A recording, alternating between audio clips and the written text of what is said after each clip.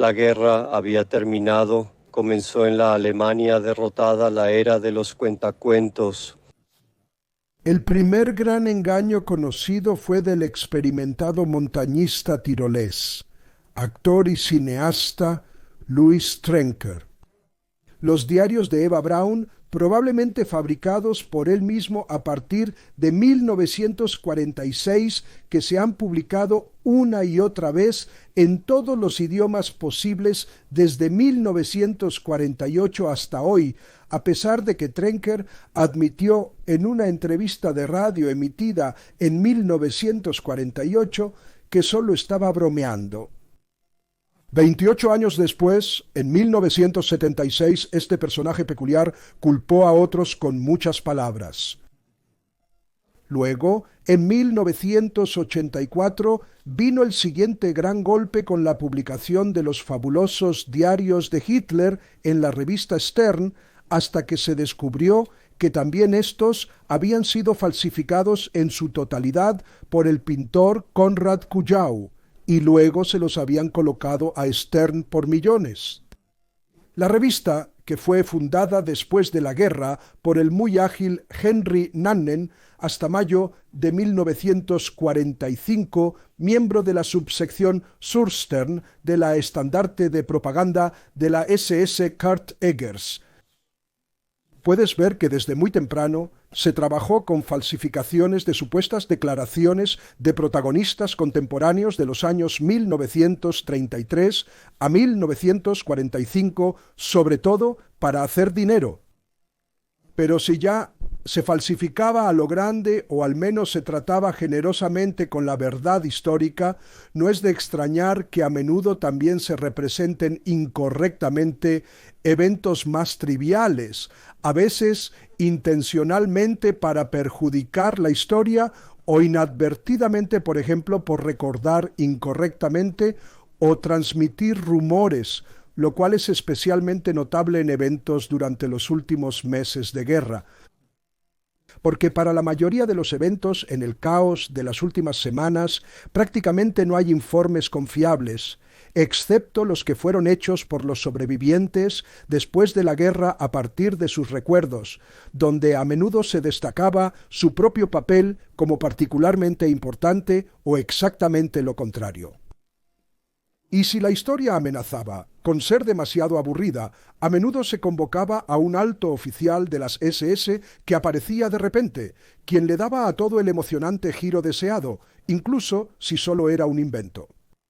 Así, en las publicaciones sobre los últimos días de Frankfurt am Main hasta la ocupación por el ejército de los Estados Unidos en marzo de 1945, también aparecían una y otra vez unidades de las SS que debían y querían defender la ciudad hasta el último hombre.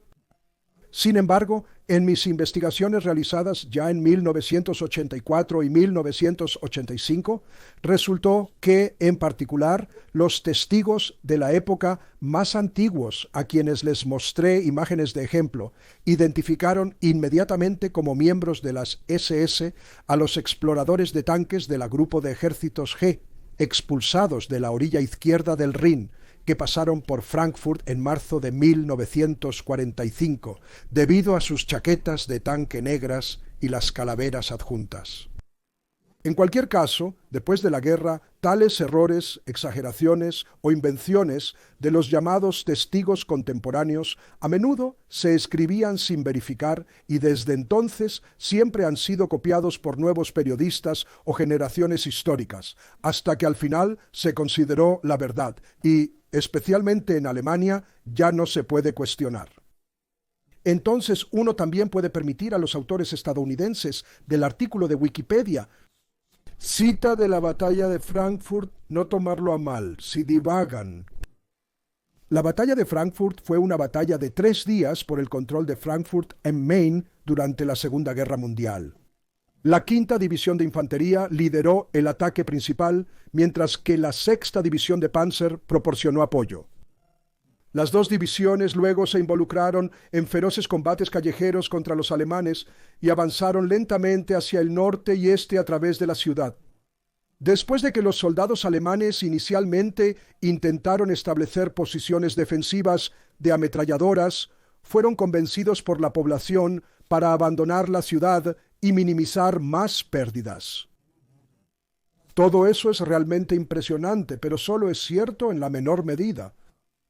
Al igual que el informe alemán de Wikipedia sobre los ataques aéreos a Frankfurt am Main, termina con el error de que Frankfurt fue ocupado por el Séptimo Ejército de los Estados Unidos, confundiendo ejército con cuerpo, ya que Frankfurt fue ocupado por el Séptimo. El Séptimo Cuerpo de los Estados Unidos, parte del Tercer Ejército del general Patton, lo tomó. Ahora uno puede considerar todo esto como trivialidades exageradas, pero si se maneja de manera tan generosa con eventos, unidades militares, fechas o lugares, las consideraciones históricas pierden todo valor. Hasta 1985, incluso en fuentes oficiales de Frankfurt, se podía leer que a finales de marzo, el SS Obersturmbannführer Loeffler había llegado a la ciudad con un gran séquito para defenderla hasta el último hombre. Durante 40 años, esto se había reproducido sin verificar de libro a libro y de artículo de periódico a artículo de periódico, sin que nadie hubiera hecho un intento serio de verificar la historia. Solo a través de mis investigaciones para mi película publicada en 1985, Frankfurt, en la guerra de bombas de 1939 a 45, los últimos 365 días, una buena parte de la historia de guerra de Frankfurt tuvo que ser reescrita. Pero para que no tenga que pasar su tiempo investigando, le mostraré con el ejemplo de la cobertura de la posguerra de los últimos días de Frankfurt antes de la ocupación por el ejército de los Estados Unidos, que la frase escrita por Johann Wolfgang von Goethe de Frankfurt en Faust debe ser tomada con precaución. Así que aquí está el curso real de la supuesta batalla por Frankfurt, que en realidad no fue mucho más que un puñado de escaramuzas. El foco de la observación es el último comandante de combate de Frankfurt, el teniente coronel Erich Loeffler. Nació como Max Erich Loeffler en Eisenach, hijo del guardián Georg Loeffler y su esposa Anna. Desde abril de 1914 hasta abril de 1922, asistió a la escuela primaria en Eisenach, luego hasta abril de 1925 asistió a la escuela de comercio en Eisenach. Después, el 11 de abril de 1928, ingresó como soldado en el 2º Regimiento ubicado en Eisenach, batallón del 15º Regimiento de Infantería de la Reichswehr. Loeffler fue promovido a Oberschützen en 1930, el primero. Noviembre de 1931 al rango de soldado, el 24. Noviembre al aspirante a subreceptor y el 1 de junio de 1932 al subreceptor. Desde abril de 1931 hasta abril de 1934, Loeffler fue entonces estudiante de la Escuela del Ejército para Administración en Weimar. El 1 de junio de 1934 fue ascendido a sargento y el primero. En octubre del mismo año ya había sido ascendido a sargento primero. El 1 de octubre de 1935 fue cuando se realizó su nombramiento para el cargo de sargento mayor, igual a un sargento de primera clase. Loeffler estaba en el 15. En octubre fue trasladado como sargento de compañía al Regimiento de Infantería 57 en Siegen, que se estableció el mismo día. Desde abril de 1936 hasta abril de 1939. Luego visitó la Escuela de Administración y Economía del Ejército en Siegen. El 1 de enero de 1940 fue nombrado oficial en espera y lo que probablemente solo fue posible durante la guerra, fue promovido al mismo tiempo a 3 rangos: sargento mayor, teniente y primer teniente, el 1 de marzo de 1940. Desde el 26 de junio de 1940 se convirtió en el líder del 3. Compañía del Regimiento de Infantería 57 a partir de 1941, luego capitán en el 2º batallón de este regimiento. Ya durante la campaña de Polonia, Loeffler había obtenido ambas cruces de hierro, luego en la campaña de Rusia, que lo llevó hasta las puertas de Moscú, la medalla del Frente Oriental, la insignia de asalto de infantería en plata, la insignia de herido en negro, 4 insignias de destrucción de tanques en plata. El 4 de septiembre de 1942 como capitán y líder del 2. Batallón Infantería 75, la Cruz Alemana en oro, finalmente como comandante de este batallón el 7. Octubre de 1942, la Cruz de Caballero de la Cruz de Hierro, el 20. Abril de 1943, ascendido a mayor, y en otoño de 1944 a teniente coronel. Luego, como comandante, reorganizó el Regimiento de Infantería 57, que fue destruido en agosto de 1943, no 44 como se lee, en el sur de Ucrania, en la entonces ocupada Esbjerg danesa, del cual 2. Regimiento de la División de Granaderos del Pueblo, 484. Loeffler luego participó con el Infantería 57 en el del 16. Diciembre de 1944 hasta el 21. Enero de 1945 duraderos y luego sin éxito en la ofensiva de las Ardenas. Luego, a finales de enero, con una probabilidad casi segura, había entregado su regimiento como comandante. Sin embargo, no se convirtió, como se puede leer en todas partes, en comandante del Batallón de Reemplazo de Granaderos 57, ya que éste solo se movilizó durante el movimiento de Leuthen en marzo de 1945 como parte del Regimiento de Entrenamiento de Granaderos 519. Probablemente, Loeffler fue transferido brevemente a la reserva de líderes, tal vez debido a una herida. Lo que es seguro es que desde el 7. Marzo como comandante de combate en Koblenz, que estaba ocupado solo por 2.000 soldados. Según los informes, luego fue responsable de la demolición de todos los puentes del Mosela y del Rin. Por otro lado, parece que fueron las unidades de la Wehrmacht perseguidas por los estadounidenses y que se habían retirado al otro lado del Rin, las que volaron los puentes detrás de ellos sin haber consultado o informado al llamado comandante de combate, que no era conocido por ellos ni siquiera familiarizado con el área.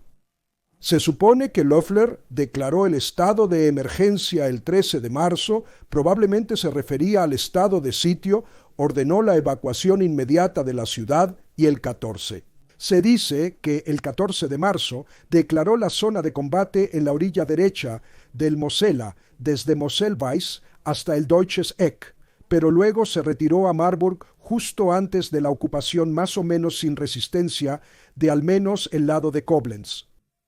Pero en ese momento, Loeffler ya no era el comandante del Regimiento de Granaderos 57 en Marburg, sino, si acaso, el comandante del Batallón de Reemplazo de Granaderos 57 en la unidad de reserva establecida en Marburg, liderada por el teniente primero Reich, el Regimiento de Entrenamiento de Granaderos 519. Este regimiento está subordinado a la división número 409, bajo los órdenes generales de Albert Seiler, fue parte de la operación el 25. Marzo de 1945, ordenado y desencadenado por el despliegue de unidades de entrenamiento, se movilizó a la gente, aunque los lugares de movilización no son conocidos. De todos modos, ya estaba en marcha el 24. En marzo, el batallón de reemplazo de Granaderos 57, dirigido por Loeffler, había sido trasladado a pie a su área de despliegue Hofwigstadt, a 3 kilómetros al noreste de Assenheim, cerca de Friedberg en Hesse, a unos 30 kilómetros al norte-noreste de Frankfurt. En ese momento, exactamente a partir del 1 de febrero de 1945, el general mayor Friedrich Stemmermann era el comandante de combate de esta ciudad en el Maine, un oficial que había cambiado de la Policía de Protección a las Fuerzas Armadas en 1934, y luego hizo una carrera notable en las tropas de comunicaciones, hoy en día las tropas de señales. Para la defensa de Frankfurt contra las divisiones de la Tercera Armada estadounidense de Petzel que avanzaban desde el oeste, Stemmermann tenía a su disposición como máximo 1000 hombres. Grupos individuales del Volkssturm alemán, compuesto por hombres mayores. No tenía uniforme, eran demasiados. Lo único era cómo todos se habían ido. Había alrededor de 5 hombres aquí en la plaza. Allí teníamos el dispositivo Panzerfaust y estábamos tan nerviosos y con un puñado de esas galletas se suponía que debíamos disparar a los tanques. Justo entonces pude disparar de nuevo a la mercancía porque ya no podía, y así fue. Perteneciente a la 21ª División de Flak, el regimiento de Flak 29, llamado Grupo Flak Frankfurt-Main, por ejemplo, con posiciones en Sachsenhausen, Pringesheim, en el bucle del Main en Fessenheim y en Heiligenstock en Bergersheim.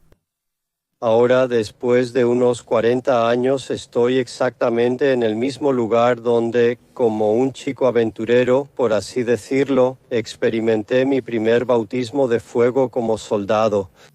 En realidad no éramos soldados reales, éramos ayudantes de la bandera, todavía llevábamos el emblema de la juventud hitleriana por la noche.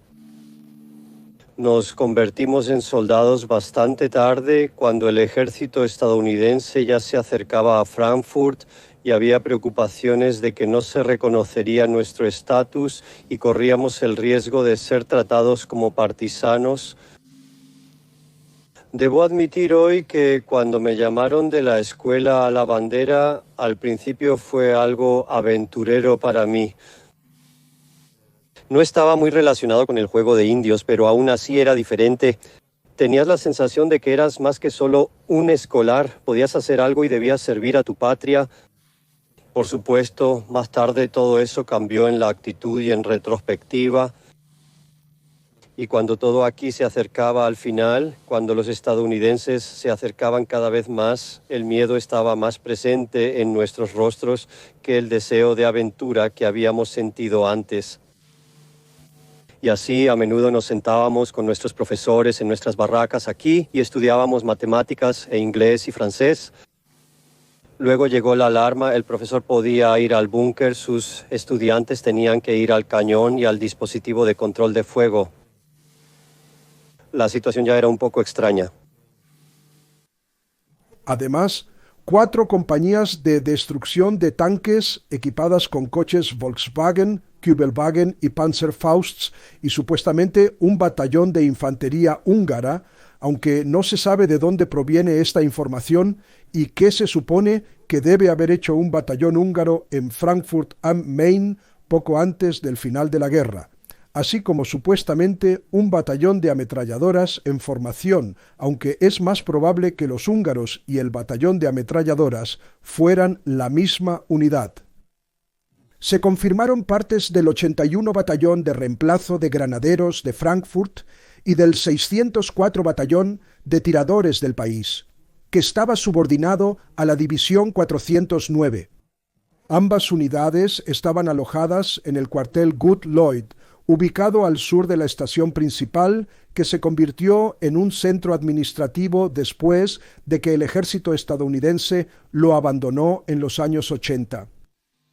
Después de mi herida en el otoño de 1944, ya no estaba apto para el servicio de guerra, por lo que ya no era Kriegsverwendungsfähig y fui transferido a un batallón de tiradores del país en Frankfurt.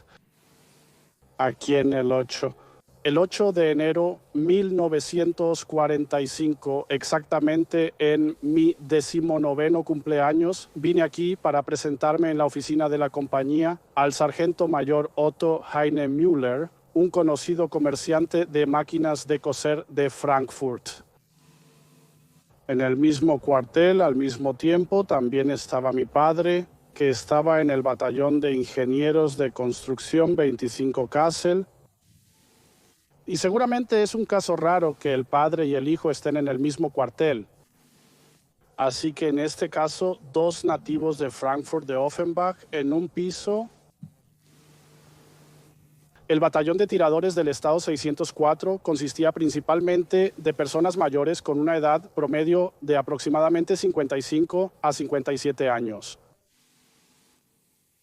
Eran principalmente dueños de restaurantes, comerciantes de alimentos y músicos los que estaban representados aquí. El equipo era escaso, se podría decir miserable. Teníamos rifles italianos con bayonetas de inserción y básicamente realizábamos servicios de vigilancia y comandos de vigilancia aquí en la ubicación de Frankfurt y sus alrededores. El viernes 23 de marzo, que fue justo después del cruce del Rin por los americanos en Oppenheim, se nos pidió que estuviéramos listos para marchar. Y Después nos trasladamos del cuartel de Gut Lloyd, cruzando el entonces puente Wilhelm hacia Oberforsthaus y nos dirigimos en la dirección general del aeropuerto de Rhein-Main. en cuanto a la defensa planificada de la ciudad imperial en el Main bajo su comandante de combate, el general mayor Friedrich Stemmermann quería dirigirla desde su puesto de combate en la comandancia del ejército de Taunus al campamento 12. Hoy en día, en esta dirección se encuentran las torres gemelas del Deutsche Bank. Pero Stemmermann era demasiado blando para el mariscal de campo Albert Kesselring, comandante supremo del oeste. Cuando también falló la demolición de un puente sobre el Main que conducía a Hanau, fue el 24. Marzo Kesselring al general comandante del 85. Cuerpo de Ejército General de Infantería Baptist Knies, ordenado a Frankfurt, aunque no había logrado detener a los americanos en su camino al Rin con su coro, ahora debería hacerlo en el 25 o asegurar las demoliciones del puente viejo, del puente de hierro, del puente Untermain, del puente Schwanheimer y sobre todo del importante puente Wilhelm, situado al sur de la estación principal y que conduce al centro de la ciudad el 26 de marzo. La demolición fue exitosa en 4 de los puentes dentro de la ciudad, pero cuando llegó el 25, el del importante puente Wilhelm, se llevó a cabo. La carga de dinamita estaba tan mal colocada o era tan débil que el puente apenas resultó dañado. Si esto fue la intención de los pioneros cansados de la guerra o se debe a cálculos incorrectos, debe quedar en el aire. De cualquier forma, el puente Wilhelmsbrücke seguía intacto. Una circunstancia que las tropas estadounidenses avanzando desde el aeropuerto de Rhein-Main a través de Mörfelder Allee y luego a través de Forsthausstrasse, hoy Kennedy Alley, aprovecharon hasta que llegaron al puente Wilhelmsbrücke, que había sido reemplazado en 1959 frente al puente de la Paz sin mucha resistencia alemana. Luego avanzaron bajo el fuego desviado desde la catedral, por ejemplo, de la batería Acht Söckelbach con tanques e infantería hacia el centro de la ciudad para establecer una cabeza de puente en la esquina de Gutleutstrasse, Scharnhaustrasse, hoy Baslerstrasse. El ataque al puente ordenado por el general Knies el 26 en realidad no fue más que un tanteo de débiles fuerzas de infantería alemanas que se retiraron inmediatamente después de ser bombardeadas por los estadounidenses. Ese fue el momento para el general Feldmarschall Kesselring de despedir definitivamente al demasiado defensivo Stemmermann como comandante de combate de Frankfurt en la noche del 27 de marzo y ordenar al general Knies que pusiera a un hombre enérgico en su lugar. Como resultado, ordenó al teniente coronel Erich Löffler como el nuevo comandante de combate. Regresemos al reporte de Wikipedia cuando Löffler aún estaba en Marburg. Cito: Löffler ya se había retirado a Marburg, la nueva ubicación del Regimiento de Granaderos 57 de los 9, División de Granaderos del Pueblo. Aquí recibió la orden de partir hacia Frankfurt am Main con un pequeño personal. en la mañana del 27. Marzo de 1945, Loeffler llegó a la comandancia en Taunusanlage 12. Las unidades SS no llevaron a cabo la intensificación anunciada de la defensa. A esto hay que añadir que aparte del hecho de que él en la mañana del 27, marzo llegó a Taunusanlage, ¿no es cierto? Porque en realidad estaba en la finca Wickstadt, ubicada a unos 9 kilómetros al oeste de Friedberg, a unos 30 kilómetros de distancia de la comandancia Taunusanlage 12, ubicada al sur. Y el refuerzo por parte de las SS es una invención de la posguerra. Y también el llamado lexicón de la Wehrmacht, que suele ser una verdadera mina de información con muchos buenos datos, se equivoca cuando se lee allí que en él cita ataque al puente de los Estados Unidos, esquina de Gutleutstrasse, Scharnhorststrasse. El general mayor Stemmermann resultó levemente herido. Porque por supuesto Stemmermann no estuvo presente durante la exploración violenta del puente. Y también el lexicón menciona al teniente coronel Erich Loeffler, quien fue a Frankfurt como nuevo comandante de combate. Y hablan de su personal de 9 miembros, con el que se supone que debe organizar mejor la defensa de Frankfurt. Desafortunadamente todo esto es incorrecto, al igual que las afirmaciones de que Stemmermann ya había detenido las hostilidades. O se puede encontrar en un informe extraño en el periódico liberal de Frankfurt que Loeffler, como una de sus primeras medidas, cita, desarmó a una unidad de fascistas húngaros y envió a la milicia popular a casa. Fin de la cita. Entretanto, sus grupos individuales se habían desmovilizado mayormente por cuenta propia.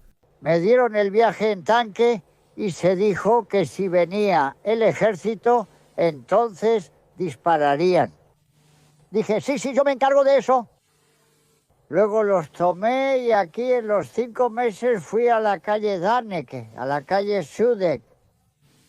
Allí vivía Sanner Sentner y dije, ahora vamos al sótano. Y en el sótano había un montón de carbón del Sentner, del Sorger Center.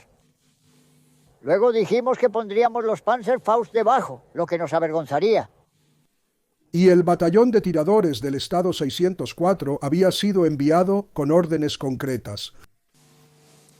El lunes, el 26 marzo, vinimos de Gundhof a través del Claro del Bosque en dirección al aeropuerto de Rhein-Main. Después de aproximadamente 500 metros cruzamos este claro aquí y en ese momento nos sorprendió un avión de reconocimiento estadounidense que volaba bastante bajo sobre nosotros. Poco después se acercaron varios jeeps en el camino con infantería montada y ametralladoras montadas.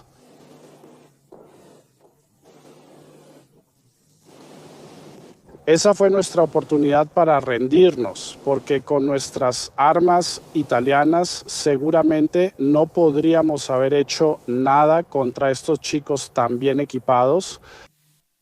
En un artículo publicado en el Frankfurter Allgemeine Zeitung, se afirma que Loeffler hizo desmantelar barricadas. Probablemente se referían a obstáculos para tanques.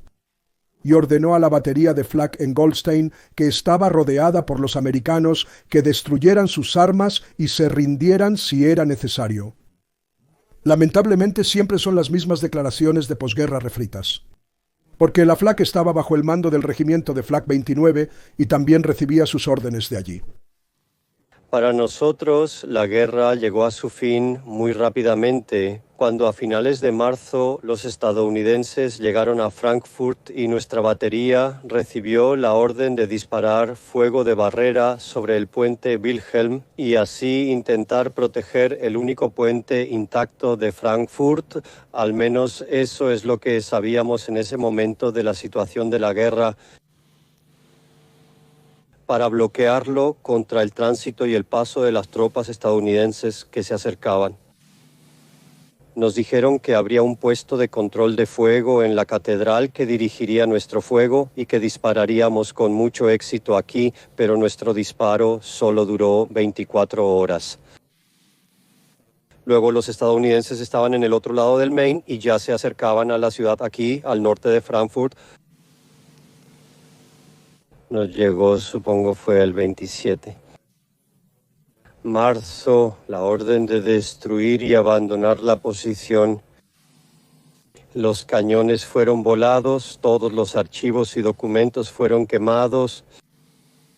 Yo mismo destruí equipos ópticos con un martillo y otros instrumentos, destruí transmisores y otras cosas, y luego recibí la orden de retirarme hacia el bosque de Villepeller. Pero yo no era un héroe de guerra y estaba harto, así que reinterpreté esta orden de retirada en una versión diferente. De hecho, tiré todo lo que tenía. Rifles, uniformes, cascos de acero, máscaras de gas, latas y cosas por el estilo en el Nida. Lancé 2 granadas de mano detrás, luego volví a ser un escolar y huí a Bad Homburg, donde un amigo me acogió en una tienda y me escondió como vendedor durante unos días. Cuando los Amis finalmente nos arrollaron, para mí la guerra había terminado definitivamente y pude regresar sin problemas a la casa de mis padres en Frankfurt, Main. En esta ocasión, otra historia de bandidos, esta vez del libro publicado en 1947 sobre las hazañas del 10. Regimiento de Infantería de Estados Unidos, el quinto. Identificación en la Segunda Guerra Mundial. Guerra. En él, un cabo estadounidense sin nombre informa que, al entrar en Frankfurt, atraparon a civiles que estaban dirigiendo el fuego de artillería hacia ellos con binoculares militares y otros medios de observación, después de lo cual se les dio un trato rápido. El hecho es que durante la defensa casi inexistente de Frankfurt no había ni artillería ni civiles que supuestamente estuvieran dirigiendo el fuego de artillería desde la ventana con binoculares. En realidad eso fue. El juicio rápido no fue más que un crimen de guerra contra los alemanes, del cual se podía presumir impunemente después de la guerra. En las fuentes alemanas se refleja correctamente, lo mencioné, que Loeffler la mañana del 27. Marzo de 1945 llegó a la comandancia en Taunusanlage 12 y reemplazó a Stemmermann. Pero ¿cómo continuó luego? Lo describió en 1985 el físico Dr. Bruegel, quien en marzo de 1945 fue enviado a Königstein con fines de investigación y ahora recibió la orden de ir a Frankfurt. Luego informé: el martes 27 de marzo de 1945, alrededor de las 11 en la comandancia de la Wehrmacht en Frankfurt am Main. Ese fue el momento en que el hasta entonces general mayor más antiguo, Stemmermann, había sido reemplazado, había sido degradado como comandante de combate por el teniente coronel Loeffler. A pesar de los informes existentes de que Loeffler llegó con un personal de oficiales de las SS, debo aclarar que llegó solo, porque tuvo que formar su personal con oficiales que se encontró por casualidad. Por ejemplo, me nombró su ayudante. Loeffler nos dio primero una visión general de la situación. El frente, si se puede hablar de tal, se extendía aproximadamente desde Main a través de Wiesenhüttenstraße hasta Bahnhofsplatz, a lo largo de las ruinas de Bahnhofsplatz, hasta el Teatro Schumann, que ya no existe hoy. El Kaltenhotel opuesto al Teatro Schumann estaba ocupado por los americanos. Al parecer, el americano había logrado cruzar la Mainzer Landstraße en dirección a Festhalle y estaba a punto de irrumpir en la comisaría de policía. La actividad de combate fue relativamente baja. Los americanos intentaban gradualmente expandir su cabeza de puente con patrullas de reconocimiento y pequeños grupos de asalto. Las tropas alemanas intentaron rechazar estos grupos de asalto. Un informe que recibimos de un comandante de sección del área del Puerto Oeste decía que la población local había atraído a sus patrullas de reconocimiento alemanas a las casas y las había entregado a los americanos. Loeffler nos dio una visión general de la situación y de sus planes. Dijo aproximadamente que para la defensa de Frankfurt que se había ordenado desde arriba hasta el último hombre, quedaba poco tiempo porque sabía que fuertes fuerzas estadounidenses estaban avanzando por el valle de Lam y además desde Hanau en dirección a Friedberg-Fulda, y que las dos partes posiblemente se unirían en el área de Gisela, Giseln, Wetzlar. Pero por lo tanto había que contar con un cerco a gran escala de Frankfurt. Por lo tanto, su opinión era que solo deberíamos ofrecer una resistencia débil para que el americano no se retirara nuevamente sobre el Main en caso de una resistencia más fuerte y posiblemente nos lanzara una bomba. Después de que los informes de los americanos que se acercaban cada vez más a la combinación mostrada con un círculo azul en Taunusanlage se acumularan, el teniente coronel Loeffler ordenó al personal que trasladara el puesto de combate desprotegido a Glauburg Bunker, ubicado a unos 2,5 kilómetros en dirección noreste durante la noche siguiente. Pero ahora el destino seguía su curso. Posiblemente debido a información de la población sobre la ubicación del cuartel general, los americanos habían posicionado obuses ligeros de 100 milímetros tipo M2A1 que con la primera salva golpearon la sala del Estado Mayor ocupada por oficiales en el primer piso de la comandancia Taunusanlage. Todos los planes que Loeffler tenía no pudieron ponerse en marcha correctamente porque el cuartel general, la comandancia de la Wehrmacht, fue golpeado por un ataque de fuego americano aproximadamente desde las 14:30 hasta las 15 horas. En el proceso, Loeffler resultó gravemente herido. Murió poco tiempo después en el lugar principal de trasplante. El comandante de combate destituido de Frankfurt, el general mayor Stemmermann, que estaba sentado en nuestra sala de personal, también resultó gravemente herido. El mayor Graf Heldorf estaba muerto. Algunos otros miembros del personal, incluyéndome a mí, resultaron menos gravemente heridos. Luego nos dirigimos al puesto de primeros auxilios principal de la tropa, que estaba ubicado en el sótano de la casa principal, una ruina, pero aún con un sótano firme. Desde allí fui enviado al hospital de reserva Bürgerhospital y al día siguiente fui capturado allí por los americanos. Con la muerte del teniente coronel Lampfler, otros miembros de su personal y la herida del general Stemmermann, la ya de por sí muy limitada resistencia corta de Frankfurt am Main llegó a su fin. Poco después, toda la ciudad estaba ocupada por los americanos.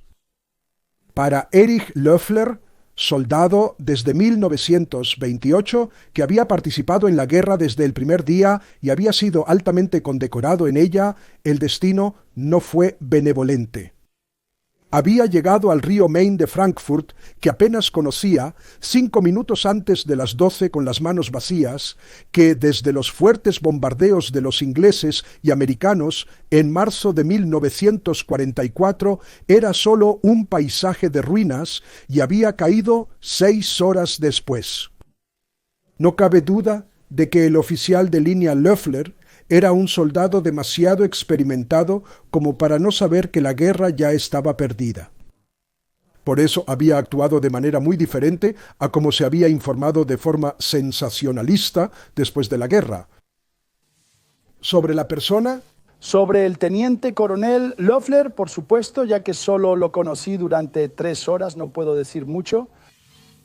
Mi impresión personal, sin embargo, fue que era un oficial tranquilo y reflexivo, que estaba en un dilema entre la orden que había recibido de arriba y que intentaba llevar a cabo debido a su educación y su comprensión de la desesperanza de la situación.